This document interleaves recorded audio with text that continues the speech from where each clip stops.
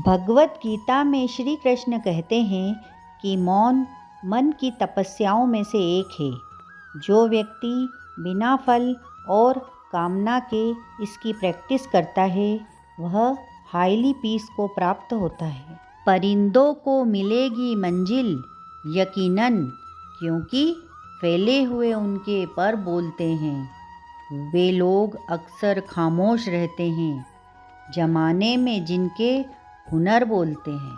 कम बोलने का फ़ायदा एक यह भी है कि आप अननेसेसरी बोल नहीं रहे हो। कम बोलने की वजह से आपकी एनर्जी सेव हो रही है। यही एनर्जी का फोकस आप अपने टारगेट को प्राप्त करने में लगा रहे हो और उस टारगेट को प्राप्त करने के लिए आप दिन रात मेहनत भी कर रहे हो, जिससे आपको अच्छी तरीके से अपना लक्ष्य प्राप्त हो जाता है। मौन रहना कैसे सीखें? सर्वप्रथम अपने मस्तिष्क और सबकॉन्शियस माइंड को खाली करें। इसमें जो बातें हैं वही हम जिह्वा से दिन रात बोलते हैं। फॉरगिव करना सीखें। दिन भर अपने दिमाग में उल्टी सीधी बातें ना भरें। फिर दिन के प्रत्येक घंटे में 5 मिनट अपने खुद के लिए निकालें और सोचें कि हमने कहीं गलत तो नहीं बोला या गलत तो नहीं सोचा। इस प्रकार अपने विचारों पर ध्यान केंद्रित करते हुए मौन की साधना करें।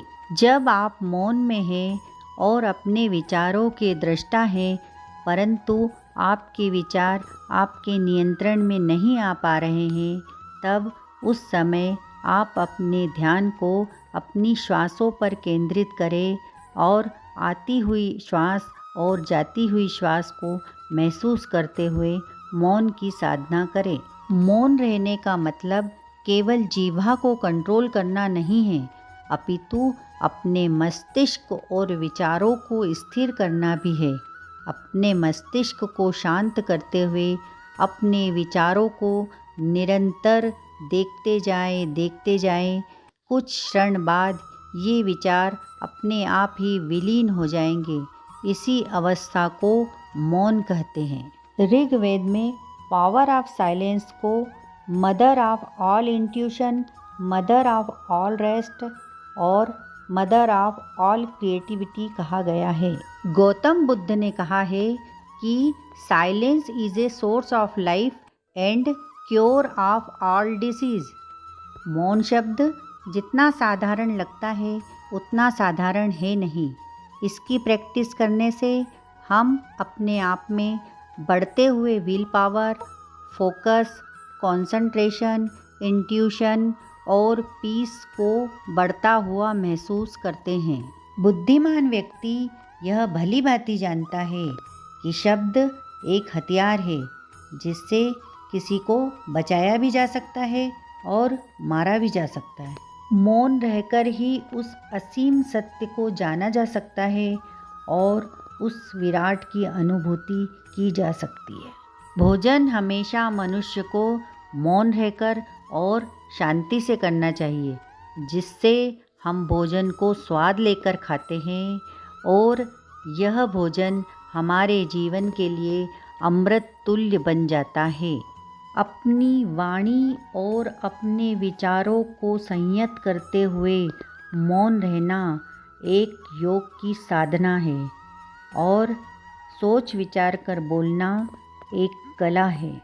अगर आपको आध्यात्म की साधना करनी है तो आपको मौन रहना सीखना ही होगा।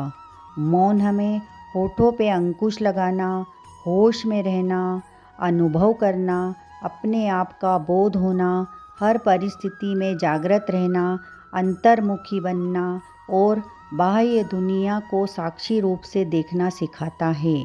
जिस किसी व्यक्ति को अपनी अंतर यात्रा करनी होती है तो उसे मौन रहना सीखना ही होगा। ज़रूरत से ज़्यादा बोलना और हर समय बोलते रहना अंतर यात्रा में बाधक बनता है। मौन का अभ्यास करने से हम अपने मन के ज़्यादा नज़दीक होते हैं और यह हमें एकांत का अनुभव कराता है। यही एकांत हमारे चेहरे पर, हमारी आँखों पर और हमारे व्यक्तित्व के विकास में एक अलग तरीके का तेज और निखार लाता है। शब्द एक औषधि के समान होते हैं। शब्दों का चयन एक चिकित्सक ही कर सकता है।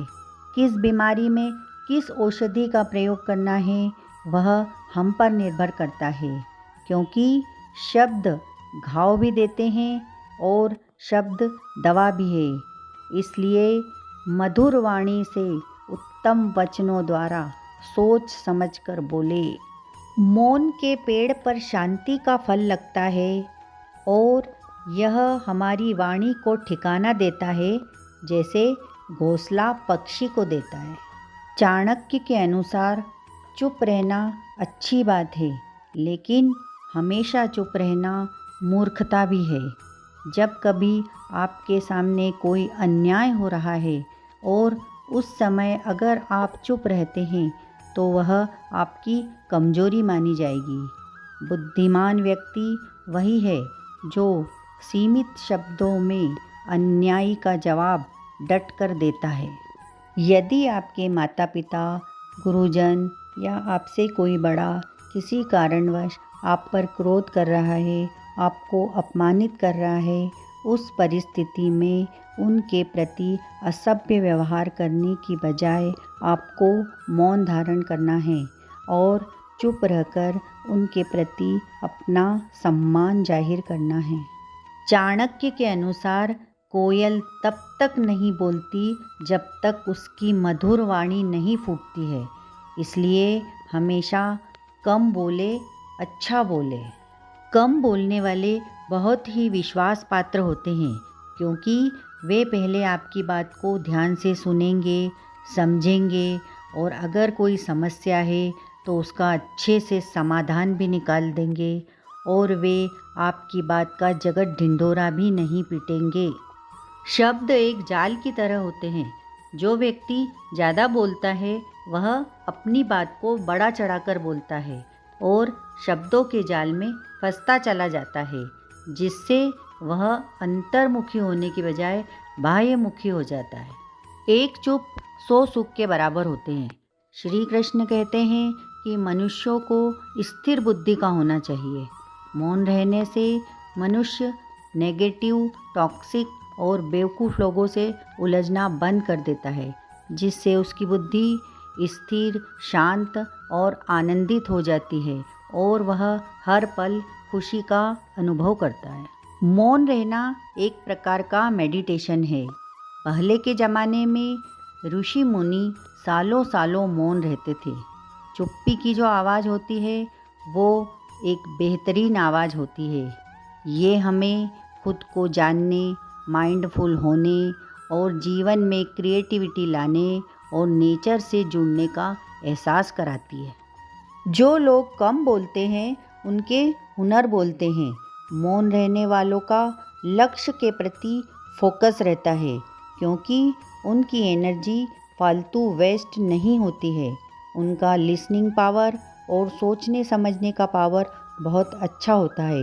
इससे उनका मानसिक, इमोशनली और स्पिरिचुअल लेवल बहुत ऊंचा होता है और उनके मन में अपार शांति होती है, जो उन्हें बाहर से प्राप्त नहीं हो सकती।